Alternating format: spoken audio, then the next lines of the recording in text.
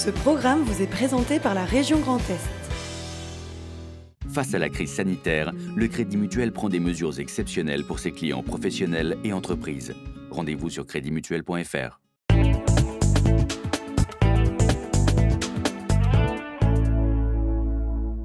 Bonsoir à tous et merci de nous rejoindre sur Alsace 20 dans notre JT ce soir du e-commerce Made in Alsace. Certains consommateurs ont fait le choix du local pendant le confinement, de quoi doper les ventes de certains petits producteurs. Si la montagne des singes est fermée depuis plusieurs semaines, la vie ne s'y est pas arrêtée et les préparatifs s'accélèrent en vue du retour des visiteurs. Et puis, si on l'a vu ces derniers jours, l'heure est à la reprise également dans les écoles, collèges et lycées, avec des contraintes supplémentaires, particulièrement dans certains cursus professionnels comme le maquillage. Si le confinement a favorisé l'essor du commerce en ligne, celui-ci ne passe pas forcément par de grosses structures multinationales. Des producteurs locaux ont misé dessus, avec succès. Adrien Laby. Toutes les petites entreprises ne connaissent pas la crise. Il y a 2 ans, Quentin lançait Marmelade, une start-up proposant aux Strasbourgeois de faire leurs courses en ligne chez les producteurs locaux. Circuit court et livraison à domicile, tout ce qu'il fallait pour séduire les citadins en plein confinement. Depuis la mi-mars, la jeune société tourne à plein régime. Il a fallu s'organiser rapidement pour voir quel producteur était encore disponible, quel produit était disponible, éviter les ruptures de stock et donc organiser pour multiplier les ventes par 3 ou 4 pendant cette période-là. Donc ça a demandé beaucoup d'organisation et beaucoup de producteurs qui ne pouvaient plus vendre sur les marchés nous ont contactés. Et donc ça leur a fait quelques débouchés, ça a permis de maintenir des emplois aussi auprès des artisans. Voilà, bidon Cajot. Chez Marmelade, pas de plateforme logistique ni d'entrepôts immenses. Les produits frais sont collectés chaque matin chez les producteurs pour être livrés dans la journée aux clients. En tout, ils sont une 60aine à proposer leur production. La crise sanitaire les aura poussés à trouver de nouveaux réseaux de distribution, notamment en passant par le e-commerce.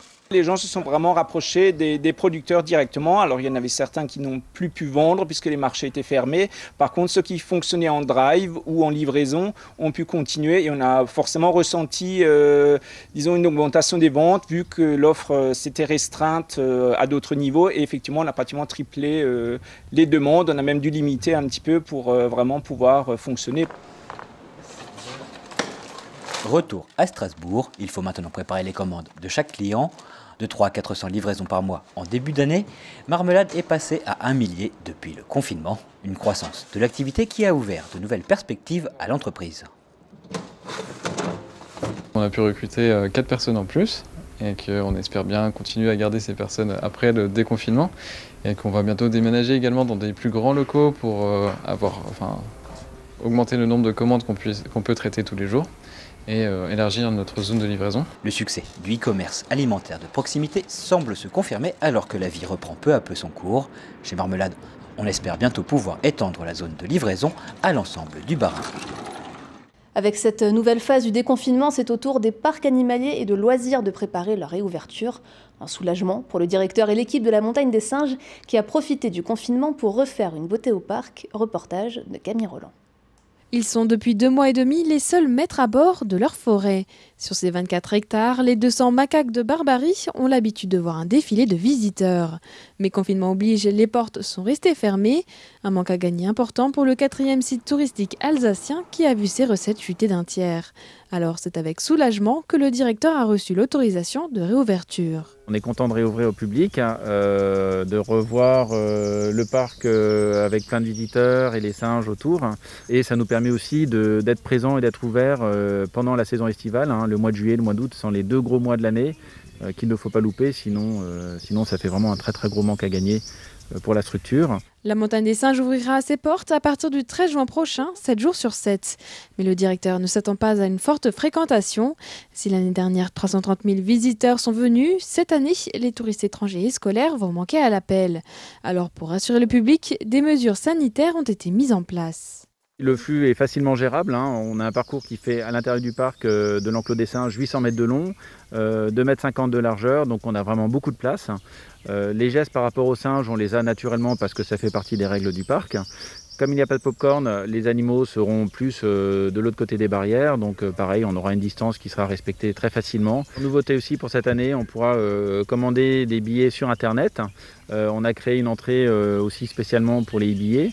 Ce qui permet aussi, dans cette situation de Covid et de déconfinement, d'éviter les contacts. La moitié des 10 permanents étaient en télétravail ou au chômage partiel le temps du confinement, tandis que l'autre moitié s'est occupée de nettoyer, couper les arbres atteints par la sécheresse et semer de l'herbe autour du circuit.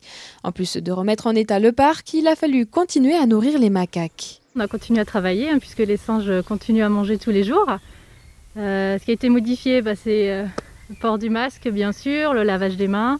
Et on est seul à nourrir pour croiser le moins de collègues possible. Là, ça va être une période un petit peu particulière parce qu'habituellement, quand on ouvre, le parc n'est quand même pas aussi beau. Là, on a même déjà des bébés, alors qu'habituellement, ils viennent en cours de route. Donc oui, ça va être un petit peu différent de d'habitude, mais on a hâte de retrouver les visiteurs.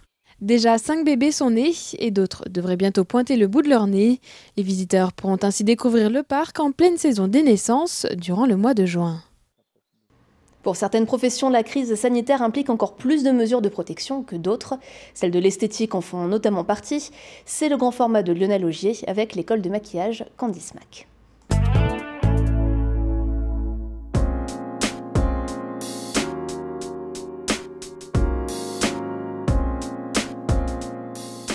Grand format aujourd'hui avec l'école de maquillage Candice Mac et sa fondatrice Candice Mac. Ça y est, les écoles ont rouvert, le déconfinement est lancé.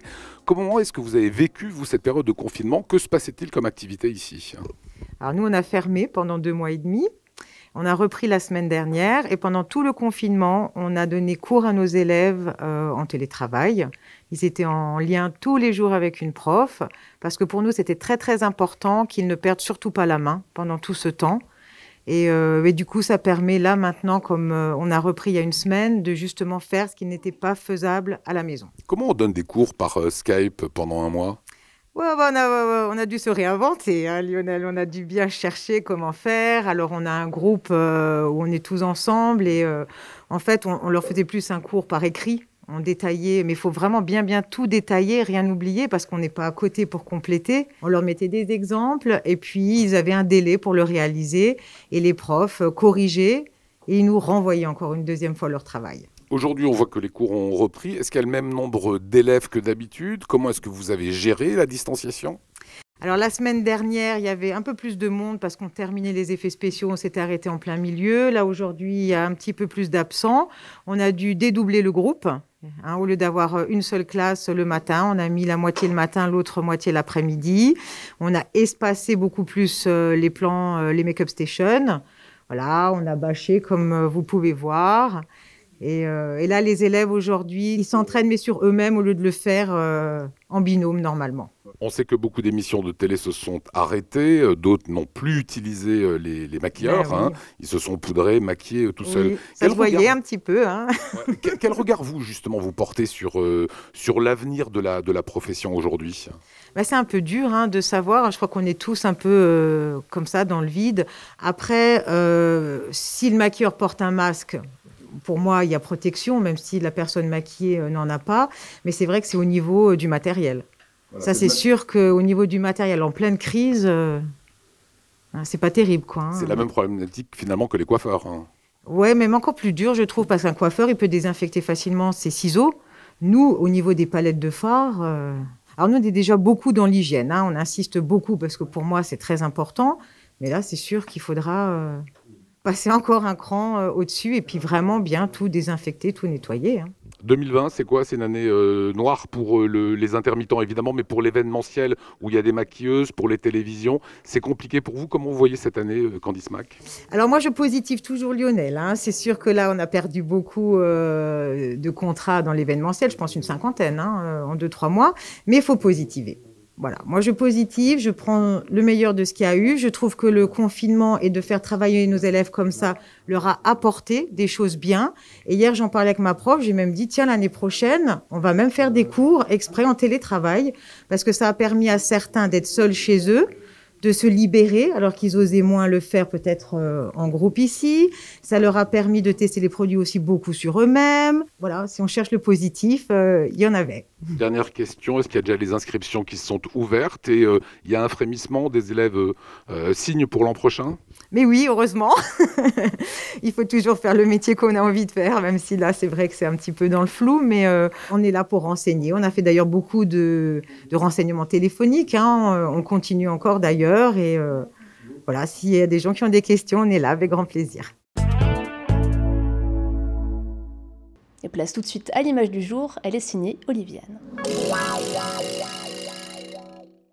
Encore une belle création alsacienne, écologique et associant tradition et innovation.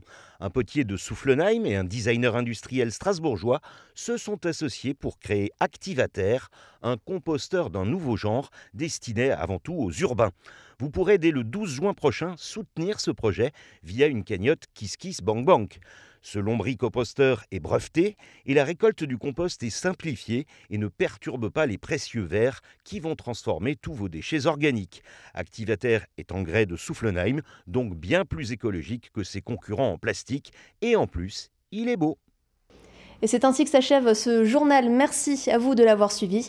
Mais restez sur Alsace 20. Dans quelques instants, retrouvez la chronique lifestyle de Vera Bossiac et le magazine du logement et de l'habitat présenté par Fanny Kunz. Tout ça, c'est juste après la météo. Très bonne soirée et à demain, 19h.